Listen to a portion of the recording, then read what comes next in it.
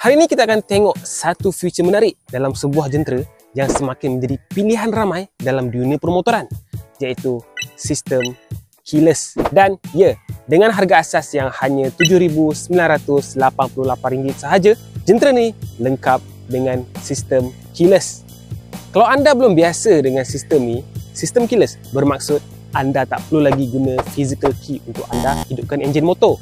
Cukup sekadar anda bawa remote dalam poket ataupun dalam beg dan anda boleh terus hidupkan motor dengan hanya satu butang dan satu pusingan. Teknologi yang sebegini pasti ada kebaikan untuk pengguna dan ada 3 kebaikan untuk rider dan jentera dengan feature yang macam ni. Sebelum kita mulakan dengan video ni, buat anda yang masih belum follow, like, komen dan share video dan akaun ni, jom sama-sama tunjukkan sokongan anda kepada jenama motosikal tempatan dengan cara klik butang-butang tersebut. Nombor 1, praktikal dan cepat. Bayangkan anda baru keluar dari pasar atau kedai dan tangan anda penuh dengan barang.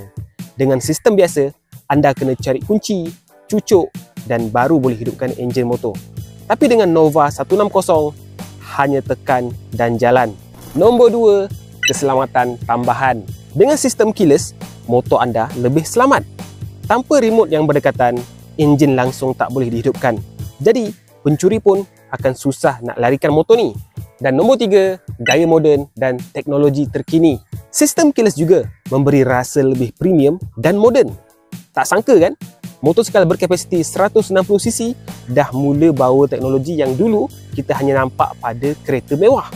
Feature moden seperti ini memang direka untuk memudahkan hidup anda.